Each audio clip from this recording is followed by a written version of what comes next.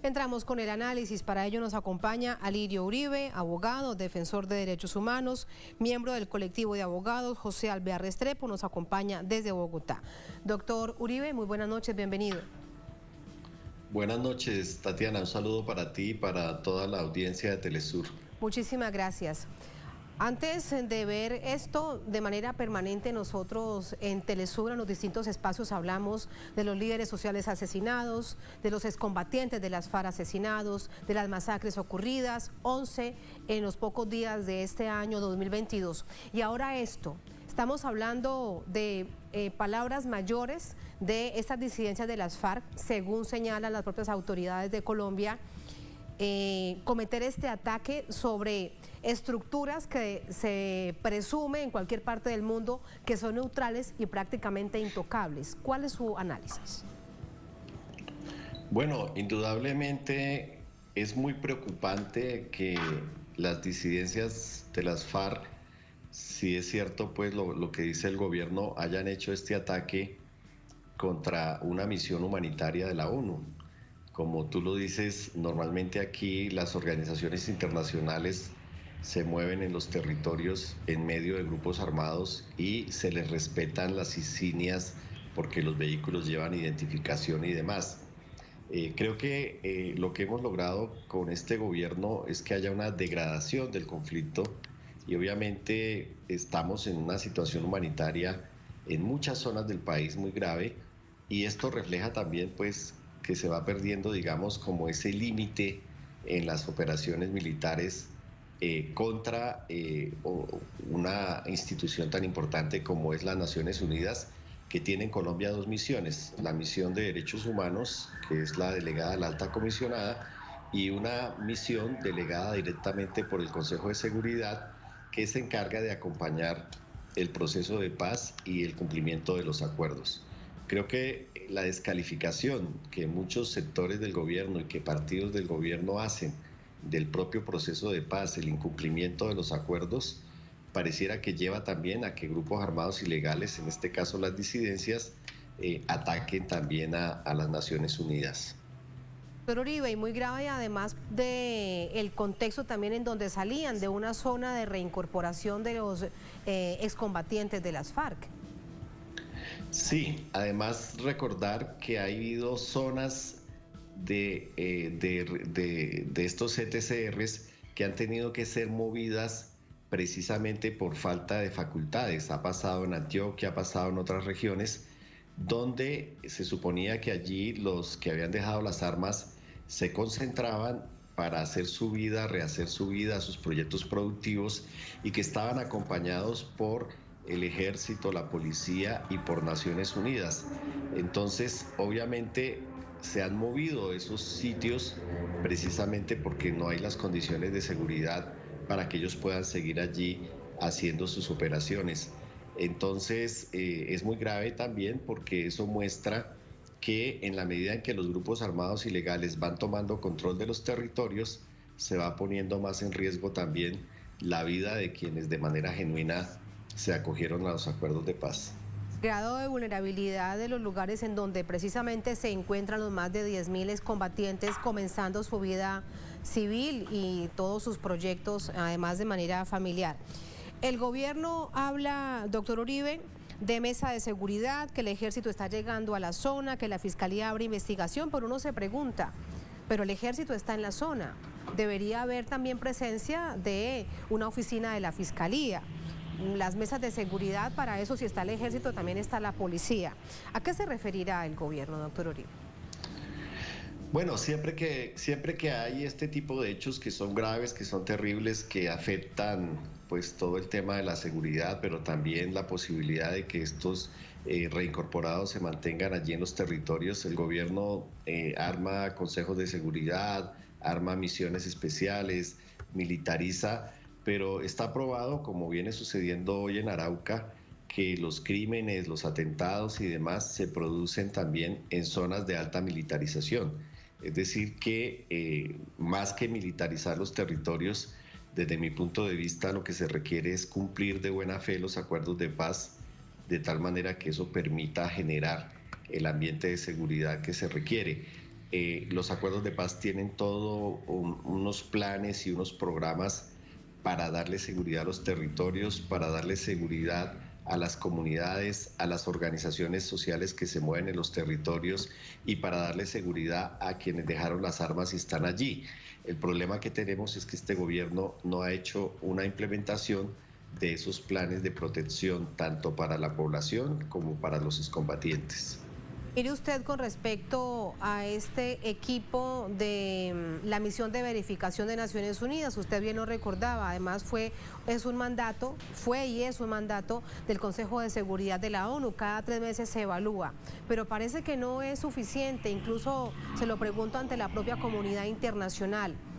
En ese informe que se presentó, de hecho, el último hace muy poco, daba cuenta de algunas situaciones tan graves, pero no ponen la alerta necesaria. ¿Cuál es su visión, su interpretación acerca de ello? Bueno, yo creo que el gobierno es el que ha profundizado el conflicto con muchas operaciones militares y con el incumplimiento de los acuerdos de paz y con los vínculos que hay entre funcionarios estatales con grupos paramilitares. Yo creo que lo que hay que pedir hoy es un cese total de hostilidades, tanto por parte del ELN como por parte de las disidencias, como por parte del gobierno, y esperar que el próximo gobierno tenga voluntad de hacer una paz total, de hacer una negociación con todos estos grupos y desmantelar los grupos paramilitares. De acuerdo, doctor Uribe, pero es en términos colombianos tibio esos informes que se presentan, deberían ser más concretos, exigirle más demostraciones de anhelos de paz al gobierno y también de pragmatismo y de hechos prácticos, porque el gobierno habla de la paz con legalidad, tiene un discurso hacia afuera, hacia la comunidad internacional, pero vemos el baño de sangre que tiene Colombia. Entonces, también allí uno se pregunta, ¿por qué estos informes de la misión de verificación de Naciones Unidas que se presentan cada 3 meses en el Consejo de Seguridad no son más contundentes? Bueno, yo creo que aparte de los informes hay muchas conversaciones bilaterales entre los miembros de la misión de la ONU, también dentro de los gobiernos que hacen parte del Consejo de Seguridad, donde ya no se habla en términos tan diplomáticos, sino que se le exige al gobierno que cumpla los acuerdos. El problema es que el gobierno se inventó la figura de la paz con legalidad para generar políticas diferentes a los contenidos de los acuerdos y de alguna manera para hacerle conejo, como decimos acá en Colombia, a los acuerdos, es decir, para hacer trampa y no cumplir los acuerdos. Ahora, el gobierno dice que es una disidencia la que cometió ese ataque y que está comandada por Gentil Duarte. Hoy en día es realmente muy complejo el entendimiento de los grupos armados ilegales que actúan en distintas partes del país. ¿Qué nos puede decir usted de ellos? ¿Cuáles son sus objetivos? ¿A qué obedecen? ¿Quién es además Gentil Duarte? Porque también el gobierno en distintas oportunidades lo nombra como si fuese el gran jefe de una disidencia, pero resulta que vemos que son distintos grupos en cada departamento. Bueno, sí, las disidencias efectivamente tienen alguna fuerza, tienen presencia en algunos territorios, pero cada vez más han perdido su polo a tierra y su contacto con las organizaciones sociales. En buena parte el asesinato de los líderes sociales ocurren en los territorios donde hay disputas entre el Estado y grupos armados, sean estos, lo vemos perfectamente hoy en Arauca con los enfrentamientos que hay entre las disidencias, el ELN y un Estado que no interviene y que deja que pasen las cosas y que no protege la población civil. Yo creo que eso está pasando en muchas regiones del país. El gobierno se desentiende y nos lleva al escenario de guerras entre disidencias o entre disidencias y grupos paramilitares para irresponsabilizar al Estado. Aquí lo claro y lo concreto es que efectivamente sabíamos que si no se firmaba la paz, que si no se cumplían los acuerdos, iban a aparecer pequeños grupos cada vez más atomizados, sin mandos centralizados y con una mayor vulnerabilidad hacia la población civil, es decir, una degradación paulatina del conflicto que creo que es lo que hemos asistido hoy. Hoy un líder social de una zona donde hay presencia de grupos armados, no tiene referentes claros para conversar, para hablar y para pedir que se protejan sus comunidades, sean estas comunidades indígenas, comunidades afros o comunidades campesinas. Entonces, la degradación del conflicto hace que estos pequeños grupos que se mueven con intereses económicos, a veces de narcotráfico, a veces de minería ilegal, o que protegen a ciertos propietarios o hacendados y demás, no respondan pues a una línea política que permita ser disuasiva la presencia de Naciones Unidas o ser disuasiva, digamos, la organización comunitaria como podría ser los pueblos indígenas o los pueblos afros. Decía usted, doctor Uribe, que la esperanza con el nuevo gobierno, recordemos que este año hay elecciones presidenciales, dependerá además de la decisión del pueblo colombiano, pero en caso tal de que llegue un gobierno progresista, se plantea una paz integral.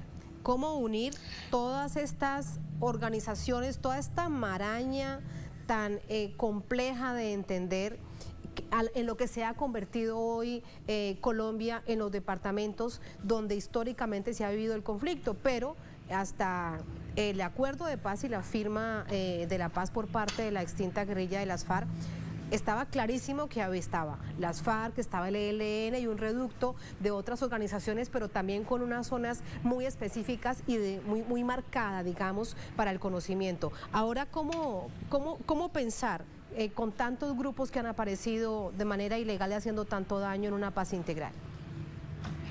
Bueno, yo creo que la paz total tiene que ser la normalidad, es decir, nosotros tenemos que aspirar como colombianos y la comunidad internacional debe apoyar que tengamos un Estado normal, es decir, que recupere la fuerza pública, el monopolio de las armas de manera legítima, depurando también las estructuras que han estado comprometidas con violaciones de derechos humanos o con vínculos con grupos ilegales, y un plan integral para mirar cómo se implementan los acuerdos de paz, cómo se rehace las negociaciones y se retoman las negociaciones con el ELN, y a la vez cómo se hace una política de sometimiento de todos estos grupos armados. Eso tiene que ver también con el tema de la política antidrogas. El acuerdo de paz que hoy existe pero que no se ha cumplido también tiene unas fórmulas para darle salida, y ahí necesitamos también el apoyo de la comunidad internacional, porque indudablemente el narcotráfico no tiene ideología de izquierda o derecha, sino que ayuda a financiar a todos estos grupos armados, sean estos paramilitares, sean insurgentes o sean simplemente grupos que se mueven por intereses meramente económicos. Y creo que la aspiración es a que todo esto pase la página y que podamos realmente hacer una paz integral, como tú lo dices, o una paz completa, como lo decimos nosotros, para que se desactive el conflicto en Colombia y podamos pasar a una situación de normalidad. Es un, doctor Uribe, tremendo desafío. Le pregunto lo último con respecto a esta radiografía y el narcotráfico. Autoridades colombianas reconocen que además de los narcotraficantes colombianos, hay grupos de los Balcanes, hay grupos narcotraficantes mexicanos en distintos departamentos del país. Tendría que existir mucho coraje por parte de quien decida ir a buscarlos, porque por ejemplo en el departamento del Cauca, quien lo ha intentado ha sido asesinado. Bueno, los pueblos indígenas han estado en una resistencia impresionante para tratar de liberar sus resguardos indígenas de cultivos de coca, que no sea la coca ancestral para el narcotráfico, o la marihuana para la exportación y para la comercialización de alucinógenos, y obviamente ellos solos con sus guardias indígenas que no tienen armas, que tienen bastones de mando y demás, pues están en una lucha muy desigual contra los grupos armados. El Estado sí lo puede hacer, el problema es que el Estado no lo está haciendo y no está atacando la cadena de valor del narcotráfico, no está atacando esas estructuras mafiosas que apoyan la política, que infiltran la justicia, bueno, diferentes órganos.